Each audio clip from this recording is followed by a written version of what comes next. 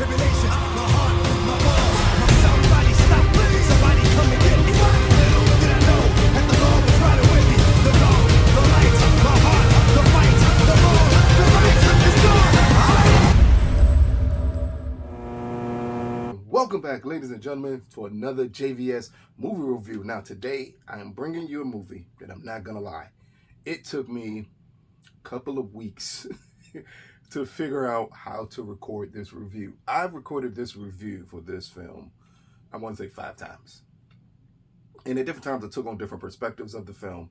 And then I finally nailed the perspective that I think I should come from. Now, this is not normal.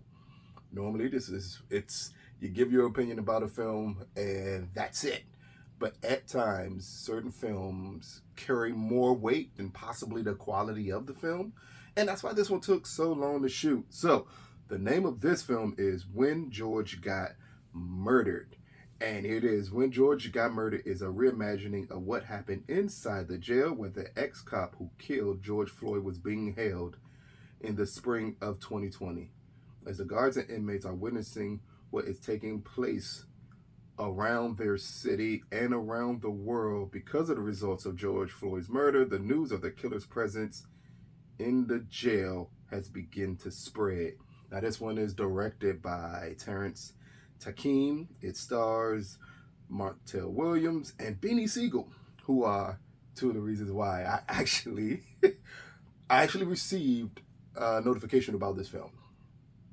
And with JVS, we try to respond to every notification we get, and sometimes we may pass on a film, but I saw it and I said, that sounds like an interesting type of film, and it stars one of the greatest rappers to me ever, and it stars Montellwilliams, who is one of the greatest personalities we've had in the Black community. So I said, okay, let me try it out and see what I got. Now, let me start off by first saying this is a COVID production. So if you can remember, possibly around when the first batch of pandemic films were being released, it's a certain look to a film that's under a COVID production. This is a low budget film, and this is a film where they clearly took the restrictions of COVID extremely seriously, from the way certain scenes are shot, the very limited interaction we get between the actors in this film. Now, none of that is to say that this film is low quality in the way that it's made. It's clearly not. That's one thing that really stuck out to me more than anything is Mr. Tykeem. I think they did an amazing job with possible budget restrictions and COVID restrictions just to give a certain glimpse of the life that he wanted to give you in this film. And here comes the difficult part in reviewing it. The message of the film is better than the film. The film, again, tells the story of what happens as the news spread about, I think this one is David Chevin. I'm not saying his name correctly, nor do I care about his name that much, but it's about him being held in this prison and the guards finding out about it and the inmates finding out about it. There's also a subplot going on in the film about how the people in charge of the prison decided to isolate the POC members of their team from where David was being held at, because they were scared of what could happen to them and what these POCs, and people don't know, people of color, that's Black, Latino, any race, they were terrified of what could happen if these guards, who are there to do their job, would do if they found out he was there and what they would do to him. So the subplot is about them being isolated. It's a secondary subplot in this movie too that I didn't feel is necessary at all, but the first subplot is very poignant because it leads to the main directive of the film, which is you get this interaction where the Montellwilliams is playing, I want to say the captain over one jail. Beanie Sigel is playing the captain of another jail. And their interaction with one another and them talking about the impact of this murder and how is it being in his prison. And Montellwilliams is being the guy over the prison where this criminal is being held at, and how that impacts him, how it impacts his team. Now, it's very talky. And not in the best dialogue type of way, that it is extremely talky. But where this very short movie shines at is when they shoot the scenes where it's interactions between the inmates. It's two inmates, the only real two that spend majority of the film together. Their interaction and their dialogue is what drives this film. And then there's another actress, I think is I don't want to get her name incorrect. Donnamarie.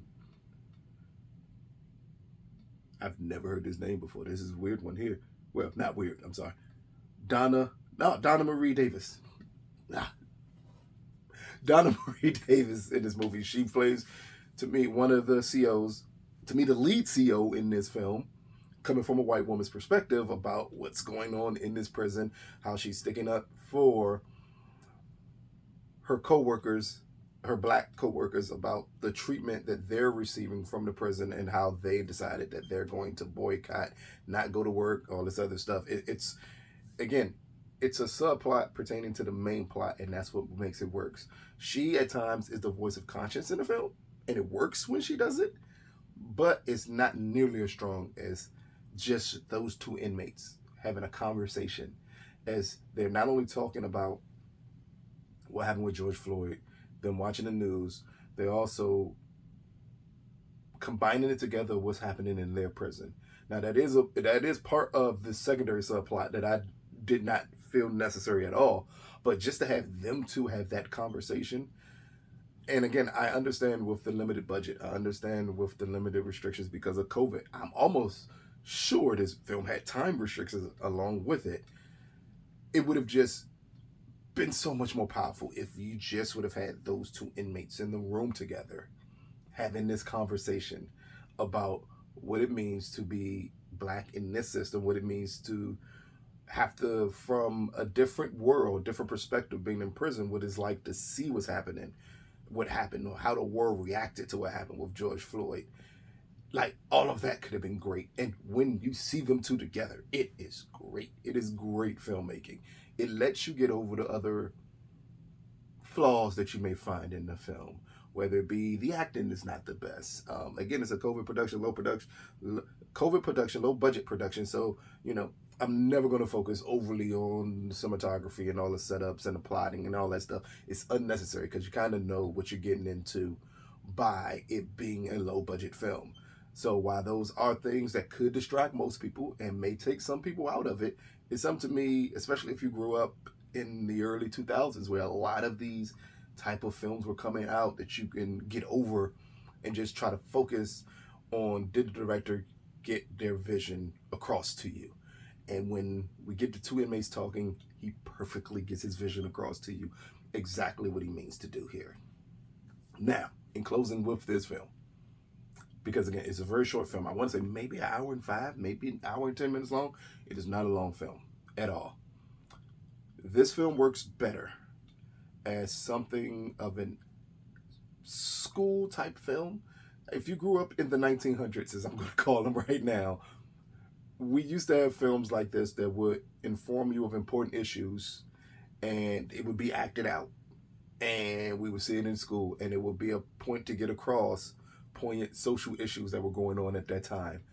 That's what this brought me back to. It made me feel like, okay, I'm back in school, and you attempted to explain to me the impact of George being murdered.